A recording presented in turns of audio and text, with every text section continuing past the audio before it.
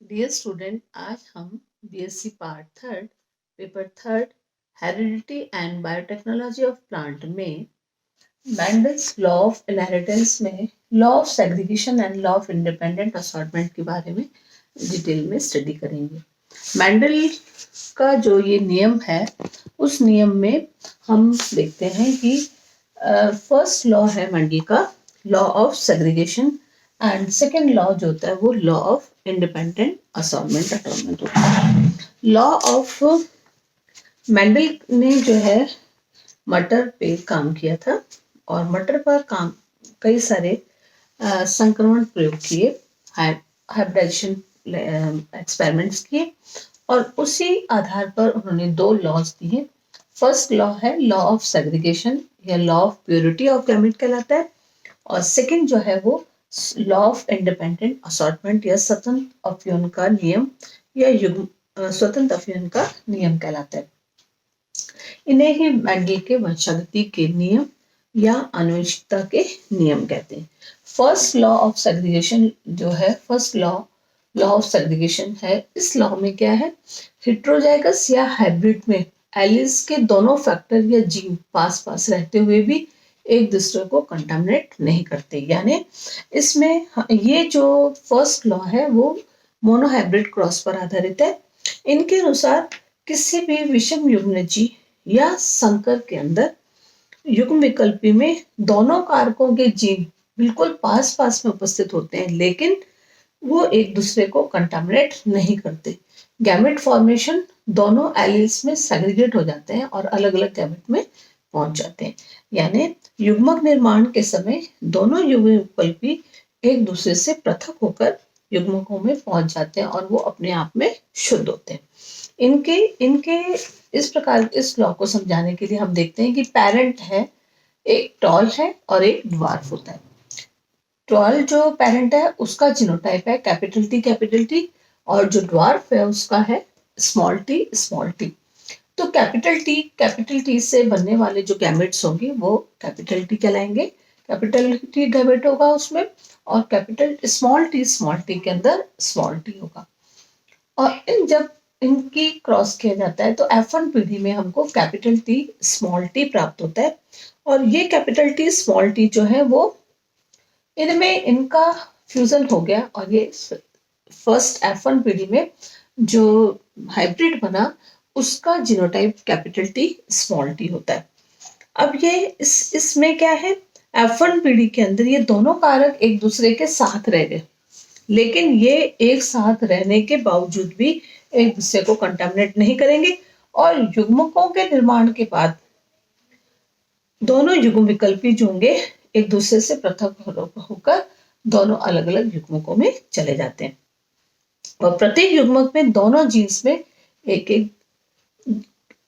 Gene में एक gene होता है और प्रत्येक इसलिए इसको हम शुद्धता का नियम प्योरिटी ऑफ गैमेट। यानी अब जैसे F1 पीढ़ी में था कैपिटल टी स्मॉल टी, उसका सेल्फिंग किया गया टी और टी, तो जब इनके वापस गैमेट बनेंगे तो capital T small T capital T small T दोनों एक दूसरे के साथ थे लेकिन एक दूसरे को बिल्कुल कंटामिनेट नहीं करते। अब उनके बाद जब ये F2 पीढ़ी बनी तो कैपिटल टी अपने कैपिटल टी के साथ फ्यूज होगा और प्योर कैपिटल टी प्योर लंबापन वाला गुण उपस्थित होगा। इसी तरीके से कैपिटल टी का स्मॉल टी के साथ होगा तो कैपिटल टी स्मॉल टी, यानी उस पीढ़ी के अंदर दोनों अब ये जो कैरेक्टरिस्टिक होंगे वो होगा टॉल लेकिन रेसिसिव, ये आपके हेटेरोजाइगस कंडीशन में होगा। इसी तरीके से कैपिटल टी स्मॉल टी का क्रॉस कराने पर हमारे पास रेशियो आता है 1 प्योर टॉल है वो कैपिटल और प्योर रेसिसिव प्योर ड्वार्फ है वो स्मॉल टी होगा और टी यानी 1:2:1 का रेशियो आता है। तो प्योरिटी ऑफ गैमेट के अंदर का मतलब हो गया इनमें इस नियम के अंदर दो समयुग्मजी लंबे और दो समयुग्मजी बौने थे। उन दोनों का कैरेक्टरिस्टिक में जब F1 जब पीढ़ी के अंदर कैपिटल टी स्मॉल टी दोनों कैरेक्टर आ गए, संकरण कराने पर F1 पीढ़ी में दोनों ही लंबे होंगे क्योंकि लंबेपन का लक्षण और बौनेपन का कैपिटल टी स्मॉल टी में वही हो गया। जो डोमिनेट है वही दिखेगा, लंबापन दिखेगा, स्मॉल नहीं दिखेगा। अब ये F1PD में दोनों कारक साथ साथ थे, जो युग्मक निर्माण के साथ अलग अलग पृथक हो गए और संकर होने में दोनों जीन्स के प्रकट होते हुए भी संदूषित नहीं हुए और वो F1PD के अंदर चले गए। यानी जब यहाँ पर F1PD में कैपिटल टी स्मॉल टी था, उसके बाद वो ये अपने आप में ये दोनों टी का कैपिटल टी स्मॉल टी के रहने के साथ साथ वो एक दूसरे को बिल्कुल इफेक्ट नहीं करते, प्योर है गैमेट, इसलिए वो गैमेट, ये law of purity of gamete कहलाता है और ये अपने आप में सेग्रीगेट हो जाते हैं। अब इनका ये अपने आप में पृथक होने के लिए भी अपने आप में उनका जो करेक्टर है वो प्योर होता है। कैपिटल टी जब उनका क्रॉस होगा तो F2PD के अंदर रेशियो 1:2:1 का रेशियो प्राप्त होता है। तो इस प्रकार से ये लॉ जो होता है वो law of segregation, law of purity of gamete कहलाता है। सेकेंड लॉ जो है वो है लॉ ऑफ इंडिपेंडेंट असॉर्टमेंट, जिसको स्वतंत्र अफयून का नियम कहते हैं। ये द्विव संकर पर आधारित है और इसमें जब दो या दो से अधिक कॉन्ट्रास्टिंग कैरेक्टरिस्टिक वाले प्लांट का आपस में जब क्रॉस किया जाता है तो ये दोनों लक्षणों की वंशागति अपने आप में स्वतंत्र होती है। यानी कुल मिला के ये कि अगर हम दो कॉन्ट्रास्टिंग कैरेक्टर्स ले लें, लंबेपन का और कलर को साथ में ले लें, तो लंबापन वाला जो होगा वो लंबा और बौना, लंबा और मान लिया जाए कलर के लिए लंबा है और लाल है, तो लंबा और लाल दोनों डोमिनेट होंगे और जो बोनापन है और जो वाइटनेस है, सफेद और जो बोना कलर है, ये दोनों रेसेसिव है। लेकिन इन दोनों कॉन्ट्रास्टिंग कैरेक्टर में ये लंबापन वाला जो जीन है वो लाल के साथ बिल्कुल किसी के साथ भी क्रॉस करे, चाहे लंबा वाला जो कॉन्ट्रास्टिंग कैरेक्टरिस्टिक है, ये जीन आइदर रेड के साथ भी कैरेक्टर क्रॉस कर सकता है और वाइट के साथ भी कैरेक्टर होता है। तो इनकी ये किसके साथ फ्यूजन, वो अपने आप में मिलने के लिए, उनका फ्यूजन होने के लिए वो पूरी तरीके से स्वतंत्र होते हैं। यानी इनमें कोई भी युग्म विकल्पी के प्रत्येक युग्म के सदस्य ना केवल सेग्रीगेट हो रहे हैं, लेकिन उन लक्षणों में युग्म एक दूसरे के साथ स्वतंत्र रूप से भी व्यवहार करते हैं। अर्थात एक ही लक्षण के युग्म विकल्पी चाहे प्रभावी है या अप्रभावी, किसी भी युग्म विकल्पी के प्रभावी या अप्रभावी से फ्यूजन होने में सहयोग करने के लिए पूरी तरह से स्वतंत्र होते हैं। तो इसको हम कहते हैं स्वतंत्र अफयून का नियम है कि मतलब अगर हमने येलो और राउंड को ग्रीन और रिंकल के साथ क्रॉस किया तो येलो के लिए जो गैमेट बनेंगे कैपिटल वाई और राउंड के लिए आर, और इस तरीके से ग्रीन के लिए स्मॉल वाई और रिंकल के लिए आर। तो इनसे जो वाई आर और वाई आर है, ये वाई का आर के साथ मिलना या कैपिटल आर के साथ मिलना या स्मॉल आर के साथ मिलना, इस तरीके से इस वाई का स्मॉल वाई का कैपिटल वाई के साथ मिलना या कैपिटल स्मॉल आर के साथ मिलना अपने आप में एक दूसरे के बिल्कुल संयोग करने के लिए पूरी तरीके से फ्री रहते हैं। इसलिए ये लॉ ऑफ इंडिपेंडेंट असॉर्टमेंट कहलाता है। ये डायहाब्रिड क्रॉस पर आधारित होता है। Cross between two or more than two contrasting character. Allelomorph में ईच पेयर ऑफ मेंबर जो होता है न केवल पृथक होता है अपितु विभिन्न लक्षणों के एलिल्स एक दूसरे के प्रति स्वतंत्र रूप से भी बिहेव करते हैं। एक लक्षण के एलिल चाहे वो डोमिनेंट और रेसेसिव हो, यानी कैपिटल वाई का वाई तो डोमिनेटिंग है और वो स्मॉल वाई रेसेसिव होता है। इस वाई का कैपिटल वाई का या स्मॉल वाई का कैपिटल आर के साथ या स्मॉल आर के साथ किस संयोजन करने के लिए एक दूसरे के लिए पूरी तरीके से स्वतंत्र होते हैं, इसको हम लॉ ऑफ इंडिपेंडेंट असॉर्टमेंट कहते हैं। जैसे जब येलो राउंड का ग्रीन रिंकल प्लांट के साथ क्रॉस किया गया, यानी एक ऐसा प्लांट है जिसका येलो कलर है और राउंड उसके बीज होते हैं, राउंड उसके सीड्स हैं। दो कॉन्ट्रास्टिंग कैरेक्टर हो गए, कलर भी हो गया और उसका ये शेप भी हो गया। तो एक डोमिनेटिंग कैरेक्टर है येलो और राउंड होना और रेसेसिव कैरेक्टर है ग्रीन और रिंकल्ड होना। तो जो येलो और राउंड होंगे उनके गैमेट्स वाई आर बनेंगे, दोनों कैपिटल होंगे, और ग्रीन और रिंकल्ड जो है उनका एक स्मॉल वाई बनेगा, एक स्मॉल आर बनेगा। तो जो F1PD आएगी तो F1PD के अंदर सभी येलो और राउंड ही होंगे, लेकिन वो हेट्रोजाइगस फॉर्म में होंगे। Y, capital Y, small Y, capital R और स्मॉल आर। तो जब इनकी सेल्फिंग हुई तो F2 जनरेशन में capital Y R, capital R, capital Y, small R, small Y, capital R, small Y, small R का क्रॉस होता है। तो क्रॉस वर्क में हमारे पास जो रेशियो आता है वो 9:3:3:1 आता है। तो जैसे हम फर्स्ट लाइन में देखते हैं, जब कैपिटल वाई का कैपिटल आर के साथ क्रॉस होता है और यहाँ पे भी कैपिटल वाई और कैपिटल आर के साथ क्रॉस हुआ तो वाई वाई आर आर मिला, यानी वो सभी येलो एंड राउंड होंगे। सेकंड में कैपिटल आर का कैपिटल वाई दोनों है, लेकिन एक में कैपिटल आर है, कैपिटल स्मॉल आर है, तो क्रॉस होगा तो वो भी येलो और राउंड ही होंगे। सेकंड थर्ड के अंदर कैपिटल वाई का capital R, capital small Y का स्मॉल कैपिटल आर के साथ क्रॉस होता है तो वाई वाई आर आर मिलता है, यानी वो येलो और राउंड होंगे।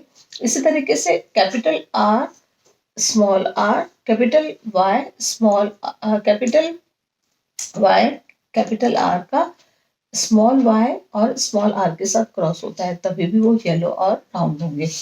कैपिटल आर और कैपिटल वाई वाई का एक कैपिटल आर है, एक स्मॉल आर के साथ होता है तो वापस येलो राउंड मिलता है। लेकिन थर्ड में जब कैपिटल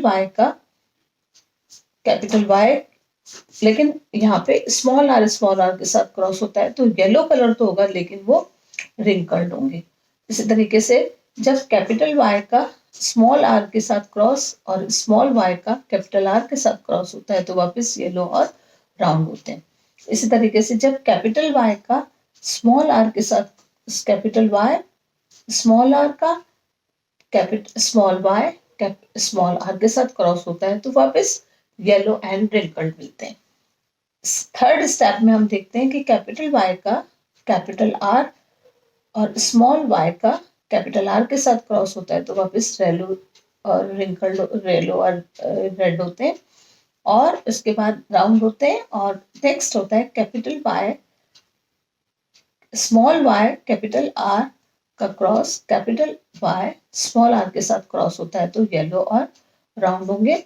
और कैपिटल स्मॉल वाई का small Y capital R small Y capital R तो येलो होगा ये कैपिटल वाई वाई है तो वापस ये तो ग्रीन कलर का होगा और लेकिन आर आर है तो वो राउंड होगा। तो ये देखो यहाँ पर हम येलो कलर है तो येलो कलर अब यहाँ ना होके क्योंकि दोनों स्मॉल वाई मिल गए तो ये ग्रीन कलर होगा, लेकिन यहाँ पर गैमेट जो होते हैं वो वापस आर आर कैपिटल आर मिले तो ये राउंड होगा, यानी एक रेसेसिव होगा एक हो जाएगा। तो ये दोनों जीन्स एक दूसरे को फ्यूज होने के लिए एक दूसरे से बिल्कुल स्वतंत्र होते हैं।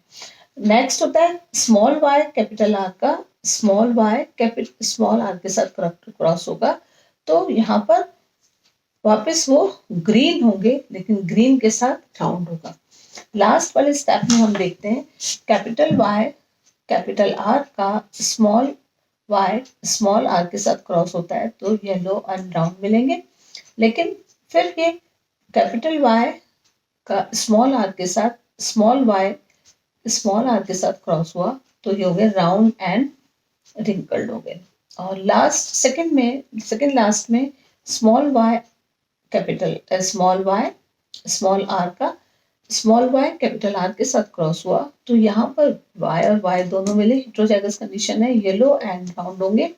लास्ट में स्मॉल आर स्मॉल वाई का स्मॉल आर के साथ क्रॉस हुआ तो वाई वाई आर आर मिले तो यानी हमारे फर्स्ट हो गया ग्रीन एंड रिंकल। तो इस प्रकार से इस स्टेज में हमको ग्रीन एंड येलो मिलेंगे। तो जो रेशो मिला 9 जो होंगे वो येलो एंड राउंड होंगे, 1 2 3 4 5 6 7 8 और 9। तो 9 ऐसे प्लांट होंगे येलो राउंड ग्रीन रिंकल्ड का जब डायहाइब्रिड क्रॉस किया, लॉ ऑफ इंडिपेंडेंट असॉर्टमेंट है तो 9 ऐसे प्लांट्स होंगे जिनमें येलो और राउंड प्लांट होंगे।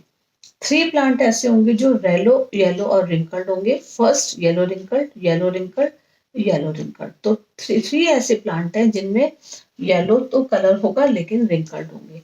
और 3 ऐसे प्लांट होंगे जो येलो रिंकल्ड की जगह ग्रीन और राउंड होंगे।